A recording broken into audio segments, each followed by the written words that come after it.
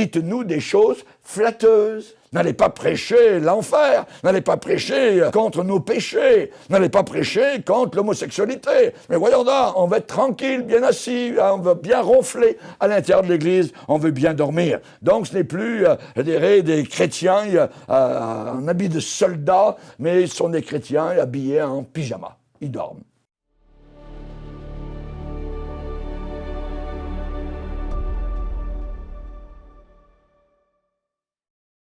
Voilà, bonjour chers amis, c'est une grande joie évidemment d'être avec vous, donc vous qui nous écoutez au travers de la planète, le Seigneur Jésus est tout-puissant et c'est lui dont nous allons parler particulièrement dans les moments qui vont venir.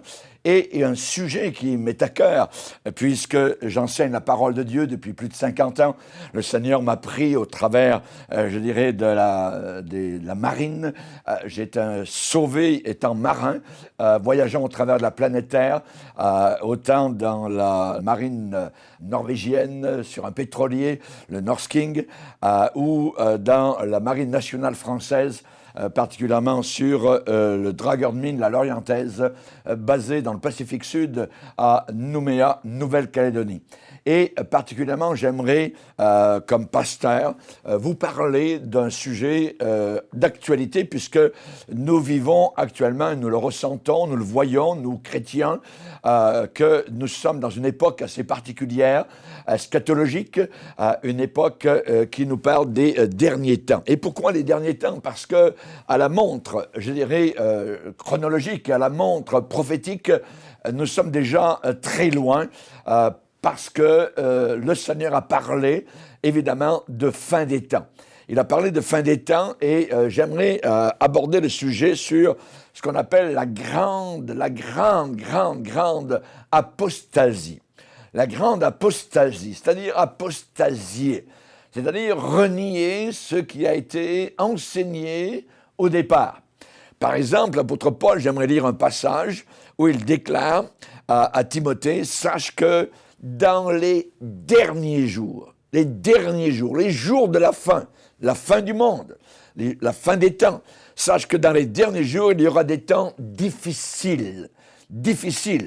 Et il le dit avec la préposition de corrélation, car les hommes seront égoïstes, amis de l'argent, fanfarons, hautains, blasphémateurs, rebelles à leurs parents, etc., ad nauseam.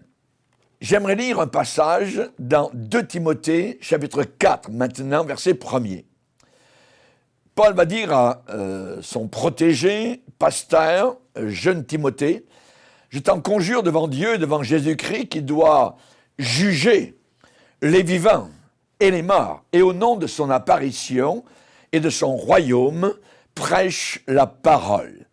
Insiste en toute occasion, favorable ou non, reprend, censure, exhorte avec toute douceur et en instruisant. Pourquoi? Car, encore là, ce mot « car », C-A-R, préposition de corrélation, qui relie ce qui vient d'être dit à ce qui va être dit.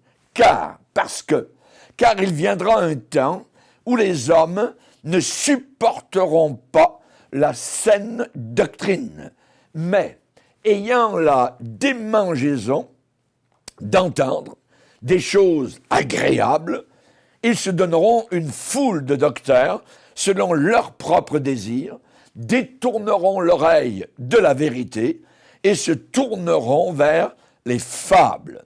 Mais toi, Timothée, sois sobre en toutes choses, supporte les souffrances, fais l'œuvre d'un évangéliste, remplis bien ton ministère. Nous allons nous arrêter là et j'aimerais vous parler donc de cette période.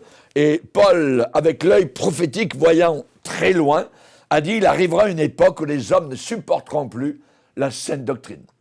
Et là, j'aimerais donc vous donner, je dirais, un aperçu de la grande apostasie. Je pourrais vous parler, par exemple, du monsieur John Shelby Spong, qui est un pasteur épiscopalien de Newark, dans le New Jersey, aux États-Unis. Et cet homme-là, donc, il a donné tous les enseignements que vous pourriez imaginer hérétiques. Et il a écrit beaucoup de livres controversés, évidemment. Il a déclaré ouvertement que la résurrection de Jésus-Christ était une légende, que ce n'était pas un événement réel, qu'il n'y avait aucun tombeau vide, qu'il n'y avait aucun ange lors de la résurrection, ni aucune apparition du Seigneur Jésus-Christ après sa mort. Il a déclaré, cet homme-là, ce pasteur, que toute personne raisonnable ne peut pas croire dans l'interprétation littérale de la Bible. Il a dit aussi que la jeune fille vierge de la Bible, la jeune fille de l'Annonciation, la jeune fille de Bethléem, la jeune fille de la mangeoire devait disparaître. Et particulièrement que l'Église devrait, au contraire, approuver activement et même célébrer le comportement homosexuel autant que les liaisons hétérosexuelles, même en dehors du mariage. Rappelons-nous qu'il n'y a pas très longtemps, dans la Fédération protestante de France, dans le comité central, il y avait une lesbienne qui siégeait. Dans son dernier livre intitulé, je parle toujours donc du pasteur épiscopalien, il a intitulé son livre « Les raisons pour lesquelles le christianisme doit changer ou mourir ». Why Christianity must change or die. Ah, donc, ça a été dans ce livre un résumé de tout le travail de toute sa vie. Et il insiste que les idées du premier siècle, écrites dans le Nouveau Testament, sont totalement dépassées, démodées, vieillottes, elles sont provinciales. Et elles doivent être mises à la poubelle si le christianisme doit survivre dans le monde moderne. Et il s'appelle lui-même, il se nomme lui-même, il s'est donné un nom, et il s'est appelé un croyant en exil. Imaginez. Les idées, donc, vues par Sponge, sont pas nouvelles. Ce sont des humanistes religieux, des modernistes, même genre qu'un autre qui s'appelle aux États-Unis Brian McLaren. C'est la grande dérive, grande dérive, donc, que nous voyons actuellement sous nos yeux. L'apôtre Paul a prédit une époque qui viendrait dans laquelle hommes et femmes se détourneraient massivement de la foi qui a été transmise aux saints une fois pour toutes. Il viendra un temps où les hommes ne supporteront plus la saine doctrine. Mais, d'un autre côté, ils accepteraient, ils avaleraient donc le ver, l'hameçon et la canne à pêche. Ils accepteraient l'hérésie. L'apôtre Pierre dit, il y a eu parmi le peuple d'Israël, de faux prophètes, et il y aura de même parmi vous de faux docteurs qui introduiront des sectes pernicieuses et donc se détourneront de la parole de Dieu, et beaucoup de personnes, donc à la fin des temps, vont les suivre.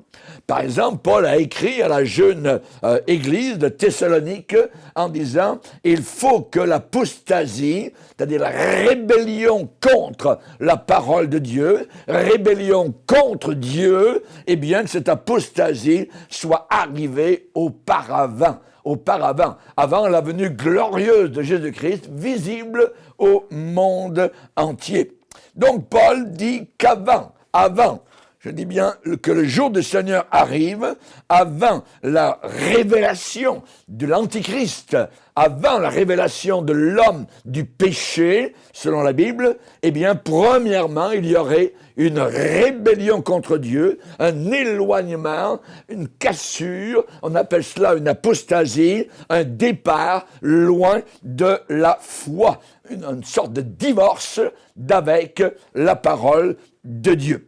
Et là, donc, l'Esprit dit expressément, ça c'est 1 Timothée chapitre 4, verset 1er. Le Saint-Esprit dit expressément, ça veut dire avec certitude, avec force.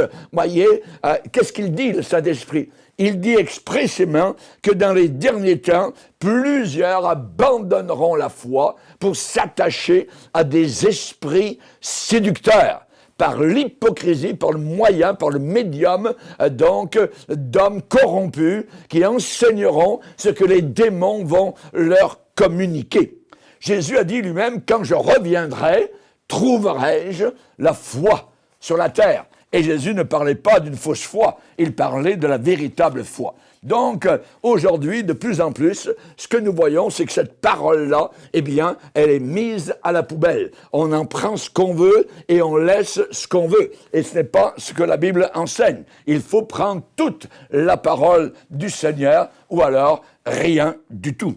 Aujourd'hui, de plus en plus, il y a cette déclaration, je dirais qu'une sorte de résumé, c'est que la Bible juive ou protestante, eh bien, contenant l'Ancien Testament et le Nouveau Testament, comme étant l'autorité finale dans la foi et la pratique, eh bien, c'est le sommet de l'intolérance, c'est un manque d'unité avec les autres religions, c'est de la division, donc, alors que nous voulons faire des ponts avec toutes les religions du monde entier. Voyez? Donc, c'est ça, c'est une gifle dans le visage de tout ce que nous avons accompli dans l'écuménisme. C'est ce qu'ils déclarent d'une certaine manière, ces apostats. Et ceux qui adhèrent à cette fausse doctrine, qui est de croire véritablement dans l'authenticité donc de la parole de Dieu, ils appellent ça fausse doctrine, eh bien, ils disent que ces gens-là seront désormais considérés maintenant comme étant des hérétiques. C'est nous qui devenons les hérétiques en restant fidèles à la parole de Dieu, aux Saintes Écritures. N'oubliez pas que la Bible enseigne qu'à la fin des temps s'en vient une seule religion apostate mondiale. Ça veut dire quoi? Ça veut dire trois choses. Ça veut dire qu'on ne croira plus que Jésus-Christ est ressuscité physiquement d'entre les morts, qu'il est né d'une jeune fille totalement vierge et qu'il est le Fils de Dieu, c'est-à-dire Dieu le Fils. Il est divin. Jésus a dit, si vous ne croyez pas ce que je suis, vous périrez tous également. Donc c'est très important. Et la parole de Dieu nous dit qui est menteur, sinon celui qui nie que Jésus-Christ est le Messie, le Sauveur du monde, celui qui a été cloué sur la croix du Calvaire pour chacun de nos péchés, les miens et les tiens.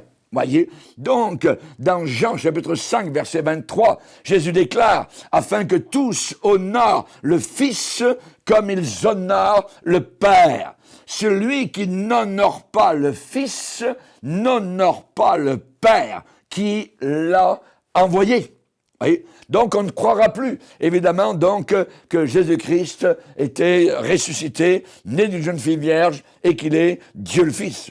On croira, deuxièmement, que la Bible n'est pas un livre inspiré de Dieu, pas plus que n'importe quel autre livre religieux de base, comme le Coran ou d'autres livres d'autres religions.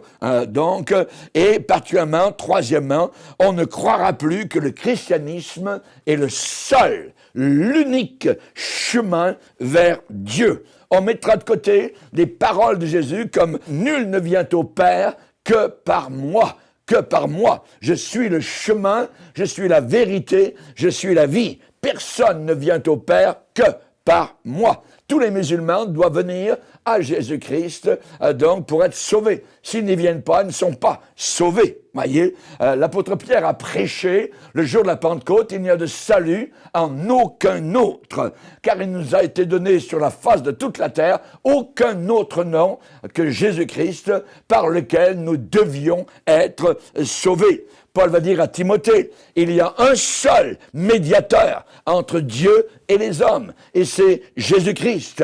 Il n'y a pas de médiatrice, il n'y a pas d'autre médiateur que Jésus qui est venu sur la planète Terre. Et c'est l'apôtre Pierre qui dit un jour au Seigneur Jésus, à quel autre irions-nous qu'à toi? c'est toi qui as les paroles de la vie éternelle. Donc, on ne croira plus toutes ces choses-là. L'apostasie, c'est quoi? L'apostasie, c'est l'éloignement. C'est un départ de, c'est un abandon de la vérité. C'est un abandon total de ce qui a été donné, transmis au départ.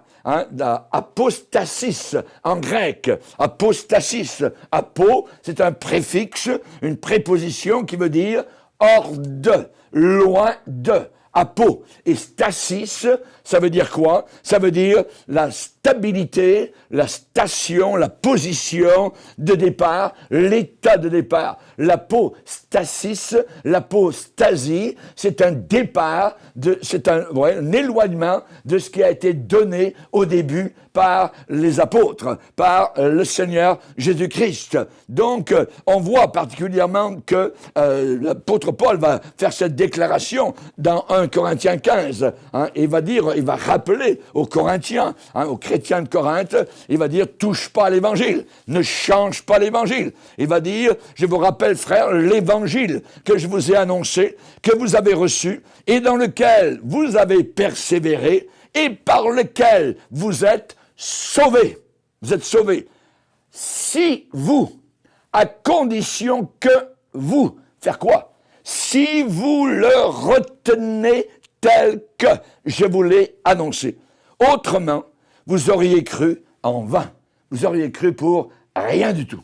Voyez? Donc, il faut garder l'évangile si vous le retenez tel que je vous l'ai annoncé. Donc, il ne faut pas toucher à l'évangile, on ne peut pas le modifier, on ne peut pas le moderniser, on ne peut pas, le changer comme on le désire, absolument pas. Il faut le garder tel quel, c'est apprendre tel quel. Donc, l'apostasie est un éloignement. Et on voit particulièrement donc que le sens clair de la prophétie de 2 Thessaloniciens, chapitre 2, avant que le Seigneur revienne visible au monde entier, eh bien, il est dit, il faut que l'apostasie soit arrivée auparavant. Ça veut dire quoi? Ça veut dire qu'avant que Jésus-Christ ne revienne, beaucoup de ceux qui avaient reçu au départ le dépôt de vérité, eh bien, s'en seront éloignés. Hélas, 3 fois, hélas. Donc, Paul va dire à Timothée, garde le bon dépôt. Jésus a dit, si vous demeurez dans ma parole, vous serez vraiment mes disciples.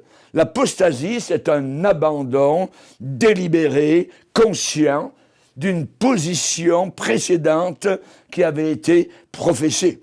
Le Seigneur va dire dans Jérémie chapitre 2, ils se sont creusés des citernes crevassées qui ne retiennent pas l'eau et ils m'ont abandonné. Et ils m'ont abandonné pour aller en Égypte, pour aller vers le monde, pour aller boire l'eau du Nil. Dieu avait dit au peuple d'Israël, vous ne retournerez plus par ce chemin-là. Une fois qu'on est sauvé, on ne retourne plus dans l'erreur, dans le mensonge, dans une cohabitation avec des religions totalement païennes. Voyez. Donc, et le Seigneur de dire dans Jérémie 2, 19, tu vas savoir, et tu vas voir que c'est une chose mauvaise et amère d'abandonner l'Éternel, ton Dieu. Jérémie 2, verset 19. Après l'enlèvement, vous savez que arrive un événement formidable autour de la planète Terre, c'est que soudain, des millions de personnes auront disparu, donc avec un même dénominateur commun, c'est-à-dire la foi véritable en Jésus-Christ, sous le sang de Jésus. Ces gens ont été pardonnés, tous de leurs péchés, ont aimé le Seigneur Jésus. Après cet enlèvement de ceux qui sont en Christ, évidemment, donc les conditions seront mûres pour les gens de tourner totalement leur dos à Dieu, dans tout ce qu'ils feront, dans tout ce qu'ils croiront, dans tout ce qu'ils penseront, et ils adoreront tous le diable. Imaginez, toute la terre va adorer Satan. C'est ce que la Bible donc enseigne. Et qui va adorer Satan? Ceux dont le nom n'a pas été écrit dans le livre de vie de l'agneau. Donc ceux qui ne sont pas sauvés, ceux qui ne vont pas au ciel. Donc on voit qu'après l'enlèvement, le manque de sincérité, évidemment, de ces gens-là sera vraiment, vraiment visible. C'est des gens qui ne sont pas nés de nouveau, des gens qui ne sont pas passés sous le sang du calvaire. Et ce mouvement mondial anti-Dieu sera tellement universel, eh bien, il y a une désignation particulière dans la parole de Dieu pour cela, pour ce mouvement-là. Ça va s'appeler l'apostasie bibliquement parlant, l'apostasie. Donc, on voit que les tendances apostates sont déjà là, c'est-à-dire que le futur jette déjà ses ombres sur la génération actuelle. Et ce que nous voyons maintenant qui est en train de se faire pour préparer évidemment cette période terrible, donc après l'enlèvement de l'Église, eh bien, cette tendance apostate déjà est en train de grandir, en train de monter, cela est évident, nous sommes juste avant l'enlèvement de l'Église. Un autre passage de l'apôtre Paul qui donne des détails additionnels sur l'apostasie, c'est 1 Timothée chapitre 4, versets 1 et 2. Le Saint-Esprit dit expressément donc que dans les derniers jours, plusieurs abandonneront la foi. Abandonner la foi. Abandonner. On va s'arrêter sur le verbe. Abandonner. Ça veut dire quoi? Ils vont se retirer, ils vont quitter, ils vont devenir apostats, ils vont s'écarter, ils vont s'égarer. Donc c'est un départ loin d'eux. Ils partiront loin de la foi. Au lieu d'être conduits par le Saint-Esprit, ces apostats, eh bien, vont donner leur attention à des esprits séducteurs, des enseignements de démons, des enseignements démoniaques. La Bible, cette expression, esprit séducteur, doctrine de démons. Doctrine, ça veut dire enseignement, c'est le didasko en grec qui veut dire enseigner. Donc une doctrine, c'est un enseignement. Donc, et les démons enseignent. Ils enseignent cette génération. Et c'est le seul endroit où ces mots apparaissent dans les épîtres pastorales, doctrine de démons. Doctrine de démons. Donc, en grec, il y a une distinction claire entre daimonion, donc démon, souvent au pluriel, et diabolos, qui veut dire diable, très souvent au singulier. Donc, le Nouveau Testament enseigne clairement qu'il existe beaucoup, des milliards de démons et un seul diable, un seul Satan, un seul serpent ancien, un seul séducteur qui séduit toute la planète entière.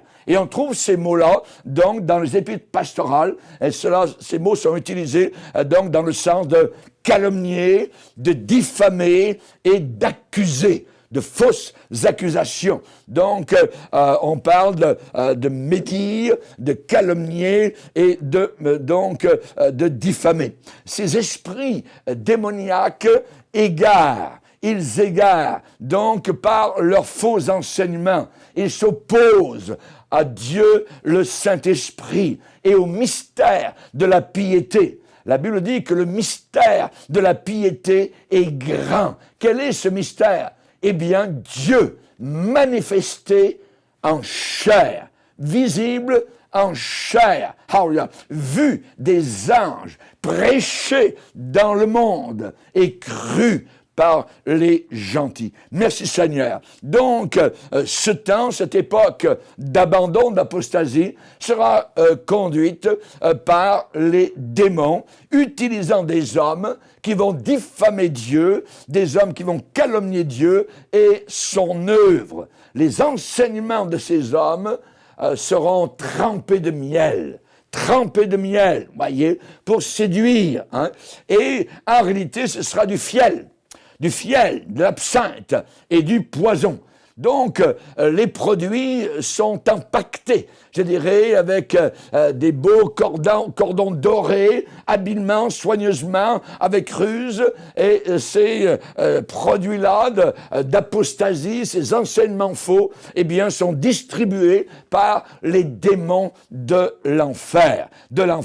Et on sait particulièrement donc que la parole de Dieu a une image, je dirais, d'un jeune homme qui le soir donc se promène, il fait beau, tout ça, le temps est doux, et finalement il est abordé par une femme qui est habillée avec la mise d'une prostituée. et le jeune homme hésite, il est là, elle tourne autour de lui, et finalement elle arrive par des belles paroles mielleuses à le séduire et à l'emmener dans sa chambre. Cette femme dit, mon mari n'est pas à la maison, il est parti avec la carte de crédit, avec le sac d'argent, et il ne reviendra pas de sitôt, donc il n'y a pas de problème. Cette image-là, eh bien, est une image d'apostasie. Qui est cette femme? Eh bien, dans le Nouveau Testament, on nous parle d'une prostituée. On nous parle de la grande prostituée. La grande prostituée, c'est évidemment toutes ces religions rassemblées dans un écuménisme diabolique et satanique. Et donc, le jeune homme, évidemment, c'est celui qui est pas très combatif, pas très militant, pas très, je dirais, vigilant. Et donc, ça représente évidemment ceux qui seront séduits à la fin des temps par la grande prostituée. Et elle gagne comment? À force de dialogue interreligieux. La femme mauvaise, la femme rusée, ça dit que cette femme, dans le Proverbe chapitre 7, elle avait la ruse dans le cœur. La ruse dans le cœur. Qui était le plus rusé dans le jardin d'Éden? C'est Satan, le serpent ancien. Il est dit qu'il était très rusé, très rusé. Et il va essayer de gagner à la fin des temps ceux qui sont simples, simplets, je dirais, hein, qui ne sont pas attachés à la parole de Dieu, qui ne sont pas vigilants. Et c'est la raison pour laquelle Jésus va parler dans Matthieu 24, dans Marc chapitre 13, cette expression que personne ne vous séduise. Et il le dit dans le cadre eschatologique de la fin des temps. Que personne ne vous séduise, parce que la séduction, hein, le mensonge, l'erreur sera tellement répandue au travers de la planète Terre que, évidemment, uniquement la vérité, qui est la parole de Dieu, va nous aider à faire la différence, à discerner entre l'ennemi, Satan, et l'Esprit de Dieu qui nous veut proche de Jésus. Alléluia. Gloire au Seigneur. Donc, particulièrement, ces esprits vont continuer à égarer et la Bible dit qu'ils vont utiliser donc des hommes religieux, évidemment, et qui vont enseigner toutes sortes de bêtises, toutes sortes d'idioties, toutes sortes de fables, donc, qui ne sont pas la vérité. Évidemment, donc, pour empoisonner des rats, vous n'utilisez pas du poison directement, mais vous prenez de la bonne nourriture et vous mélangez le poison donc à de la bonne nourriture. Et évidemment, le diable sait très bien que vous ne pouvez pas séduire un élu comme cela par un mensonge. Donc vous mélangez cela avec beaucoup de bonne nourriture et à l'intérieur vous placez donc quelques graines de poison. Et là, évidemment, c'est très dangereux pour les chrétiens, pour l'Église de la fin des temps. Et l'apôtre Paul parle de ces gens-là, ces pasteurs qui enseignent des faussetés, ces écuméniques, se réunissant avec les hindous, avec les musulmans, avec toutes sortes de religions. Tout le monde il est beau, tout le monde il est gentil, bisous, bisous, et ainsi de suite. Et donc la sauce béchamel est ainsi faite. Et l'apôtre Paul nous avertit en disant, attention, ces hommes-là sont de faux apôtres, des ouvriers trompeurs, déguisés en quel est le déguisement? En apôtres de Jésus-Christ. C'est-à-dire qu'extérieurement, vous allez penser que ce sont des apôtres, des envoyés de Dieu, des envoyés du Seigneur Jésus, des vrais pasteurs. Ils sont déguisés en apôtres de Christ, et cela n'est pas étonnant, ajoute l'apôtre Paul, parce que Satan lui-même se déguise en ange de lumière. Il se déguise en ange de lumière. Qu'est-ce que ça veut dire, se déguiser? Se déguiser, ça veut dire se costumer. Ça veut dire prendre un masque. Ça veut dire se changer. On parle de contrefaçon, de falsification, de dénaturer la nature de la personne. On va se décorer, on va se maquiller. C'est une feinte, c'est une simulation, un maquillage, une tromperie. Donc, nous devons faire très attention à cela. Alors, les faux docteurs, les faux enseignants, sont derrière l'apostasie. Une apostasie ne peut pas fonctionner si les faux enseignants n'attirent pas certains disciples loyaux qui se font séduire. Voyez? Donc, Paul nous en parle. Et c'est la raison pour laquelle, on se pose la question, pour quelle raison les faux docteurs apparaissent de plus en plus autour de nous? Des folies. Est-ce que c'est vraiment l'Église de Dieu? Parce que quelqu'un a une Bible dans la main? Parce que quelqu'un a le mot Jésus dans sa bouche? Attention, il peut y avoir de faux Jésus. Il peut y avoir un faux Saint-Esprit. Et donc, nous avons besoin d'être très, très, très vigilants. Et là, rappelons-nous donc la parole que nous avons vue au début, car il viendra un temps, une époque où les hommes ne supporteront pas la saine doctrine. Donc, les faux docteurs apparaissent. Pourquoi? Eh bien, parce que les gens veulent entendre et ils veulent agir sur des doctrines, des enseignements qui plaisent à leur chair. Qui plaisent à leur chair. Je dirais même plus loin, qui vont approuver même leurs péchés. Donc, c'est très dangereux. Voyez? Donc, on voit pourquoi Dieu permet les faux docteurs. On dit, voyons, Seigneur, pourquoi tu permets les faux docteurs? Dieu les permet, les laisse aller, pour que les vrais soient je dirais, sur le qui-vive et choisissent. Voyez? Et là, nous devons choisir entre le vrai ou le faux. Et nous devons choisir entre le vrai docteur, celui qui enseigne la véritable parole de Dieu, le véritable évangile qu'enseignait l'apôtre Paul, ou bien des folies d'aujourd'hui, tout ça, genre église Hollywood, église de divertissement. On va à l'église pour se divertir. Auparavant, on allait à l'église pour apprendre, pour connaître la parole de Dieu, pour aiguiser nos armes, pour se préparer à la bataille durant la semaine contre Satan, contre les démons. Donc, mais maintenant, donc, on va à l'église comme on va au cinéma. On va voir un spectacle. Amusez-nous, amusez-nous. Et on demande des spectacles, donc, aux pasteurs. Et c'est là, évidemment, donc, où les faux docteurs entrent en ligne de compte. Et Dieu va dire pourquoi, il peut y avoir même des faux miracles. C'est Dieu qui vous met à l'épreuve. Deutéronome 13, verset 3. C'est Dieu qui vous met à l'épreuve pour savoir sur quel bord vous allez aller. Et on sait particulièrement, donc, qu'il y a 4 pièges de Satan. Un des pièges, c'est d'imiter les païens. Vouloir faire comme les païens. Donc, comment les païens font-ils? Et on va faire la même chose. À l'intérieur de l'Église. Ensuite, un autre piège du diable, c'est les faux prodiges, les faux miracles. Aujourd'hui, les miracles, c'est de tomber par terre. Le gars fait tomber les gens par terre, c'est des miracles. Voyez, auparavant, si je lis bien ma Bible, eh bien, les miracles, c'était des aveugles vraiment guéris, c'était des sourds qui entendaient, et ainsi de suite. Et vous connaissez évidemment les évangiles. Mais voilà, on nous fait croire que c'est nouveau, genre Bénéine. Donc, attention aussi à un piège aux membres de nos familles qui veulent nous détourner de la véritable parole de Dieu, les amis, ainsi de suite. Attention, les mauvais amis corrompent les bonnes mœurs.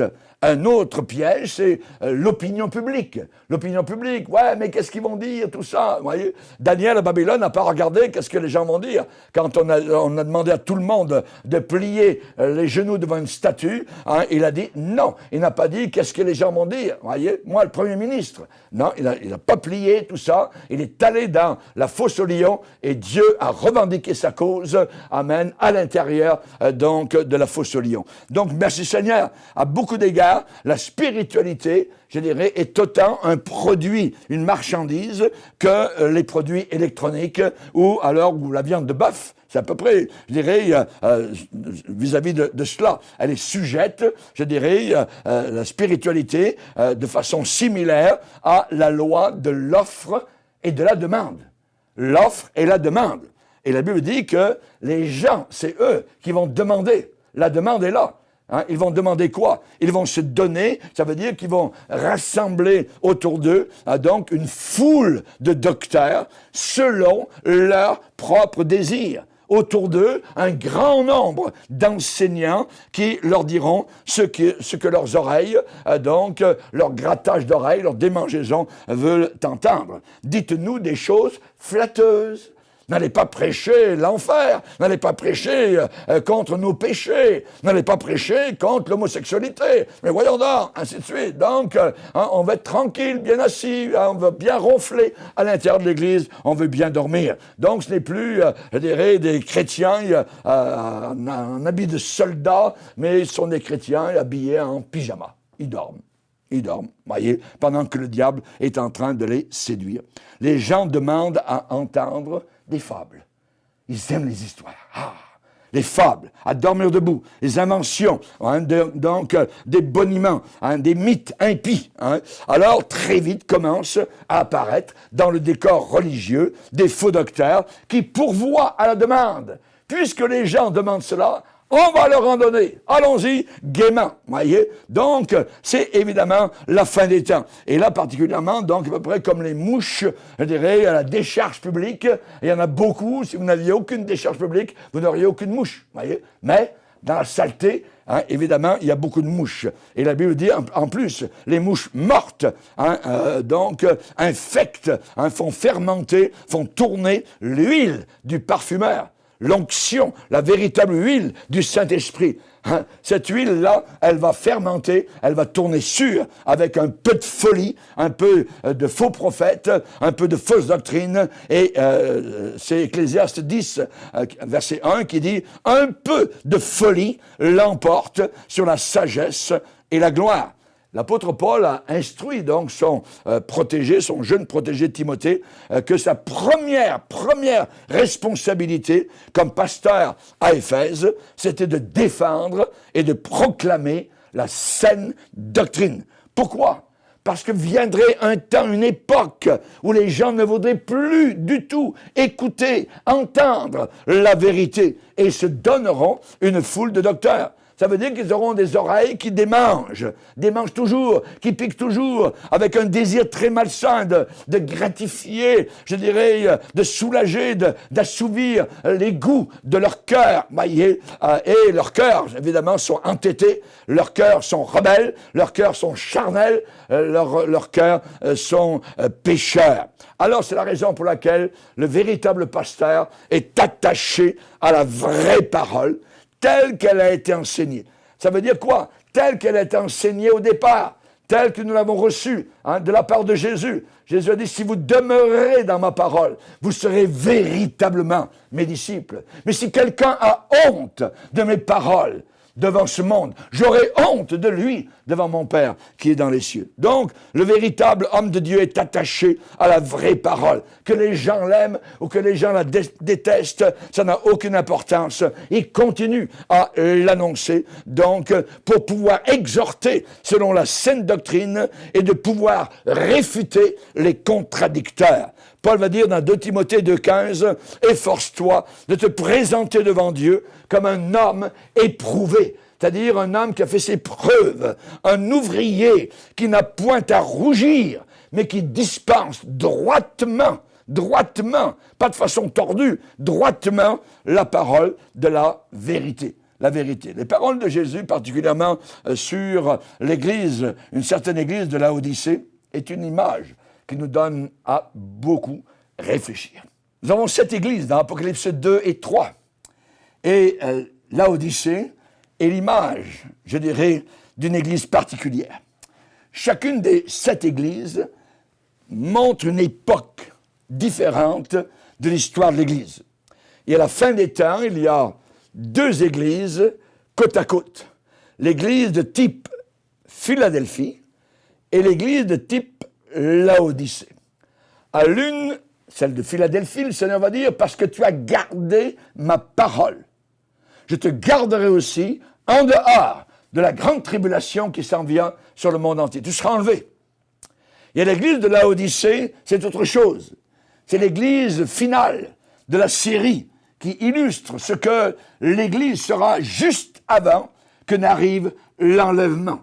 Et à cette église, le Seigneur dit, je te connais, je connais, je sais, je sais, Dieu connaît tout à l'intérieur, évidemment, de son église. Je sais que tu n'es ni froid, ni bouillant, mais tu es tiède. Et parce que tu es tiède, je te vomirai. Vous voyez, ça veut dire, je ne peux plus te garder sur mon cœur. Je vais t'obliger de te rejeter. Ça veut dire que tu ne peux pas vivre avec moi là-haut dans le ciel pour l'éternité. Hey, Jésus parle à une église. Pourquoi? Parce que cette église n'a même plus Jésus à l'intérieur. Elle parle de Jésus. Elle déclare, voyez, certaines choses sur Jésus qui lui plaisent. Mais Jésus est à la porte. Ils l'ont mis dehors. Et où est-il? Qu'est-ce qu'il est en train de faire? Il frappe. Il frappe à la porte. Et il dit d'une certaine manière, « Hey, là-bas à l'intérieur, c'est quelqu'un qui entend ma voix et ouvre la porte, j'entrerai. » Il veut encore entrer, voyez. Mais, évidemment, il faut se repentir. Et le Seigneur le demande même à des chrétiens apostats. Éphèse, particulièrement, était une église reconnue pour ses poussées d'évangélisation. Mais Laodicée, dans l'archéologie, aujourd'hui encore, en Turquie, eh bien, ne montre aucune évidence, aucune trace de prédication de l'Évangile dans cette région. Parmi les 7 églises, Laodicée est la seule où le Seigneur n'a absolument rien à dire de bon. Imaginez, rien à dire de bon. C'est l'église des derniers jours. L'église des derniers jours, l'église spectacle. Les méga-églises. Donc, il n'y a aucun zèle. Donc, ils ne sont pas sans vie, mais ils sont tièdes, aveugles, nus. C'est-à-dire que beaucoup ne sont pas sauvés. L'expression nu, ça veut dire tu n'as pas la robe pour entrer dans le ciel. La robe, où est-ce qu'on la prend? Au calvaire, dans la garde-robe du maître. La robe de justice, où Jésus nous recouvre. Mais là, cette église est tiède, aveugle, elle ne voit rien du tout, et elle est nue. Elle dit quoi? Cette église dit, je n'ai besoin de rien. Je suis riche, je me suis enrichi. Et le Seigneur lui dit, il y a quelque chose avec lequel tu es ignorant. Tu ne sais pas. Tu ne sais pas. Tu ne sais pas que tu es malheureuse. Église de Laodicée. Tu es misérable. Tu es pauvre. Tu es aveugle. Et tu es nu. Cette église n'est pas indifférente, elle est simplement ni froide, ni bouillante, tiède. Et ça, le Seigneur ne peut pas accepter ça. Parce que Jésus est notre exemple. Il était bouillant quand il est mort sur la croix, quand son sang a été versé, quand il a été giflé, quand il a été cloué, quand les clous de fer sont entrés dans ses mains, dans ses pieds, et que le sang a giclé. Il bouillait d'amour pour moi, pour me sauver de mes péchés, et pour te sauver de tes péchés, et des flammes éternelles. Et voilà une église qui est tiède.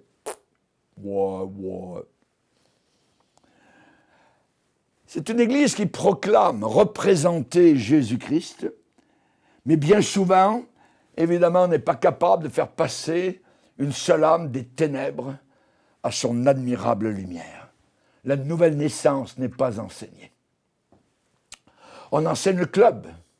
On enseigne comment devenir riche. On est capable d'avoir en Afrique des sorciers qui sont des pasteurs. On a toutes sortes de choses dans cette église apostate. Pas étonnant que le Seigneur va la vomir.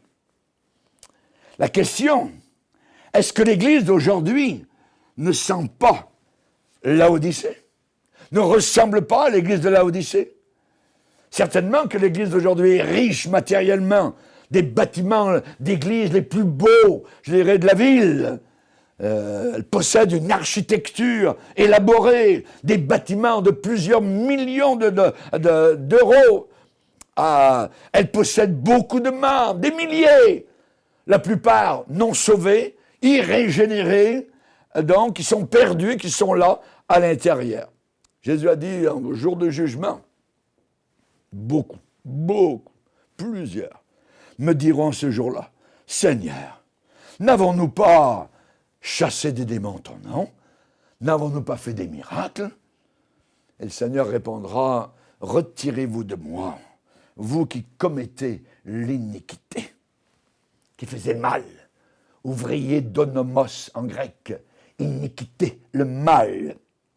Évidemment, donc, nous sommes dans un temps, je dirais, où il faut faire très attention, et nous sommes non seulement en direction de l'apostasie, mais nous sommes quasiment en plein milieu. Ça dérive. Ça dérive, il y a un bateau qui dérive, un bateau qui n'a plus de capitaine. La timonerie est vide. Où est-ce qu'on s'en va? Tôt ou tard, c'est le naufrage. Le naufrage. Oui, la vraie Église de Jésus a été plus ou moins empestée par l'apostasie, rongée, harcelée par l'apostasie au travers des siècles, mais il n'y a rien de semblable de ce qui arrive de nos jours. Ha! Satan a une très belle manière, rusée, très rusée, abominable, complexe, de semer l'ivraie parmi le blé. Quand vous savez qu'environ presque 50% des évangéliques en Amérique du Nord et au Canada, aux États-Unis compris, ne croient plus à un enfer réel. Hey, alors que Jésus a parlé de cet enfer, lieu de grincement de dents. C'est pas moi qui l'ai inventé, l'enfer. C'est Jésus qui en a parlé, parce que c'est un lieu réel. S'il y a un ciel, il y a un enfer. Et Jésus a dit, certains iront au ciel éternel, à la félicité éternelle, et à l'enfer éternel. Et le mot éternel, c'est le même dans les deux cas, aion. C'est éternellement souffrir pour l'éternité, sans jamais aucune porte de sortie. Et au ciel, évidemment, c'est la félicité, la joie, le bonheur éternel. On choisit maintenant. C'est maintenant que se font les réservations. Comme pour un voyage. Et on sait que la Bible est claire. La confusion doctrinale va monter en crescendo dans les derniers jours, poussant, dirigeant beaucoup de gens à abandonner, à quitter la foi biblique, la foi séculaire, tout en suivant avec avidité et passionnément des esprits séducteurs. Par exemple, ne pas se marier. Ne pas se marier. Vivre sous le même toit, avoir des relations sexuelles ensemble sans être mariés. Cela est poussé par les esprits démoniaques. Ce sont les démons qui enseignent cela. Se moquent du mariage. Alors que la Bible dit que le mariage soit honoré de tous parce que Dieu jugera les impudiques et les adultères. Doctrine de démons. Donc, les gens vont adopter, vont accepter, vont croire volontairement des enseignements de démons. Il est clairement démontré et établi que beaucoup de fausses religions et de sectes au cours de l'histoire sont sorties tout droit des branches apostates du christianisme. Par exemple, Jésus seul. Jésus, il est le Père, puis Jésus, il est le Saint-Esprit. Jamais de la vie. Jésus est Jésus, le Père est Père, et le Saint-Esprit est le Saint-Esprit. La secte de William Branham, la secte des Mormons, la secte des témoins de Jéhovah, la secte des adventistes du 7e jour. Donc, on voit qu'au travers des siècles, toutes les fois où l'Église a permis les erreurs doctrinales, théologiques, s'infiltrer, se faufiler, se glisser, qu'est-ce qui s'est passé? C'est que Dieu a suscité toujours des réformateurs pour ramener son peuple aux doctrines fondamentales des Écritures. La parole de Dieu, ciel et terre vont passer, ma parole ne passera pas. Ma parole ne passera pas. Toi qui m'écoutes, c'est ce livre qui va te juger. Lis-le bien. Lis-le bien. Écoute bien ce qui est écrit. Parce que Jésus a dit, il n'y a pas un point de iota qui va disparaître, ni une barre de thé. Tout va se réaliser tel qu'il est écrit dans les Saintes Écritures. Raison pour laquelle, dans l'Épître de Jude, il est dit de combattre. Combattre. Ce mot, c'est agognizo en grec, qui a fait agonie en français. Il faut combattre jusqu'à l'agonie pour la foi. Pourquoi? Parce qu'il s'est glissé parmi vous, parmi les chrétiens, certains hommes dont la condamnation est écrite depuis longtemps. Et le mot grec, c'est programmatos, que nous connaissons très bien en français, programmé. Oui. Donc, leur condamnation est programmée depuis longtemps. Voyez, ces gens-là, qu'est-ce qu'ils font? Ils changent la grâce de Dieu en dissolution. Et ils renient notre seul Maître et Seigneur, Jésus-Christ. Alléluia. Et évidemment, donc, je dirais que nous avons besoin actuellement de faire très attention. Très, très attention. On a eu des grands hommes de Dieu, Charles Finney, D.L. Moody, qui ont annoncé la parole de Dieu au travers du monde. Le problème, c'est que lorsqu'il y a un mouvement du Saint-Esprit, eh bien, le Satan agit d'une autre manière. Et à cette époque-là, certains individus ont été instruits en Europe, sont allés en Europe et ont été influencés par les humanistes et par le rationalisme, et particulièrement ces gens-là qui avaient été enseignés comme cela ont commencé à enseigner dans des collèges bibliques dénominationnels.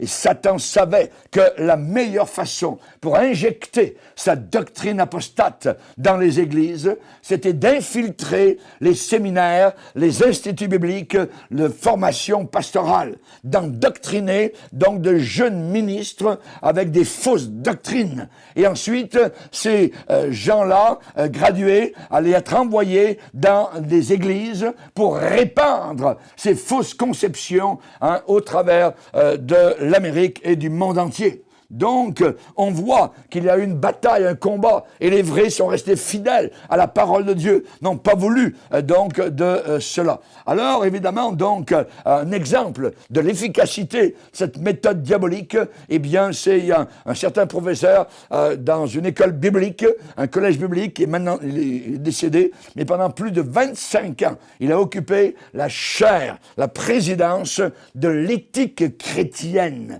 de ce qui était le plus grand séminaire aux États-Unis, donc biblique, école biblique.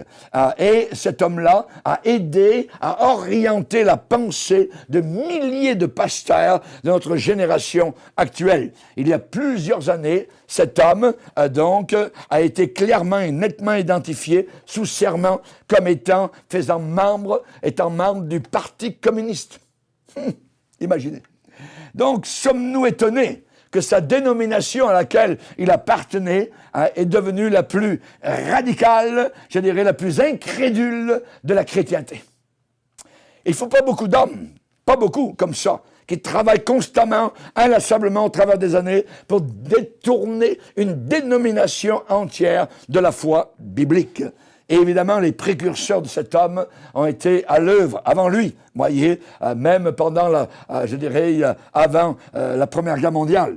Après 1920, vous voyez, le modernisme est devenu de plus en plus puissant. Et ces hommes ont commencé à défier les fondamentalistes par le contrôle donc des instituts bibliques et séminaires et des dénominations entières.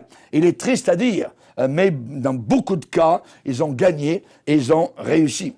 On sait que, évidemment, l'Église catholique a essayé d'infiltrer depuis longtemps le mouvement pentecôtiste par des prêtres comme le père McDougall à l'époque, dans les années 80, par la télévision à Toronto, l'émission 101 Huntley Street. Voyez,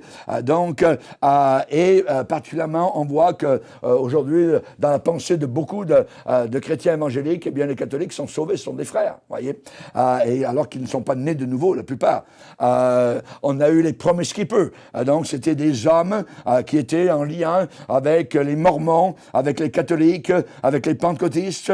Il y a Billy Graham qui faisait donc toutes ces croisades avec les catholiques ensemble. Il les voyait comme sauvés. Il a même dit que les musulmans étaient tous sauvés, donc même s'ils ne croyaient pas en Jésus-Christ.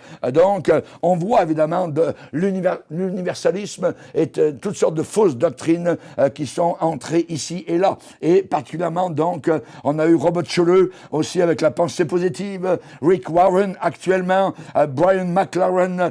Évidemment, c'est bien différent de ce qu'on peut voir en Suisse, à Genève, à la place où il y a les réformateurs, donc il y a des mémorial, donc de grandes statues d'hommes comme Luther, Calvin, John Knox, Jean Hus, Wycliffe, tout ça, qui ont déclaré « Nous sommes liés à la parole et nous ne pouvons pas donc en déroger. Donc, mes chers amis, il faut évidemment que nous puissions être sur nos gardes. Dernièrement, il y a eu un congrès LGBT+, à Rome. 1400 catholiques, donc LGBT+, sont rendus à Rome en pèlerinage, donc en 2025. Et là, particulièrement, durant cette messe en leur faveur, celui qui présidait a expliqué que, et je cite, « L'amour de Dieu nous donne une dignité inaltérable. Il est temps de restituer sa dignité à chacun, surtout à celui à qui elle a été niée. » Alléluia. Et l'orateur a été applaudi, évidemment, donc assurément. Et le pape Léon XIV l'avait encouragé à célébrer une messe donc en faveur des LGBT. Donc on voit évidemment que nous sommes arrivés à une époque inimaginable. N'oublions jamais Sodome et Gomorrhe. Qu'est-ce que Dieu en a pensé? N'oublions jamais Laodicée. Alléluia. Et nous avons besoin de nous garder purs et propres et de respecter la parole de Dieu, car il viendra un temps où les hommes ne supporteront plus ce livre, supporteront plus la parole de Dieu, mais se donneront une foule de docteurs selon leurs propres désirs, détourneront l'oreille de la vérité et se tourneront vers des fables, vers le mensonge. Que Dieu nous garde. Que Dieu vous bénisse, vous qui nous écoutez, et que la puissance du Saint-Esprit continue à travailler chacun de votre cœur. Seigneur, nous sommes devant toi. Tu es le Dieu Tout-Puissant, le Dieu El Shaddai, devant qui un jour nous comparaîtrons. Tu es le Dieu vivant et nous voulons rester fidèles à ta parole jusqu'à la fin. Comme tu l'as dit à l'Église, Seigneur, une certaine Église, Seigneur, tu l'as dit, sois fidèle jusqu'à la mort, et je te donnerai la couronne de vie. Merci, Seigneur, dans le nom puissant du Sauveur, Jésus-Christ. Amen et Amen. Alléluia, et que Dieu vous garde, amen, jusqu'au bout du voyage. Je veux vous voir un jour avec moi dans le ciel. Amen.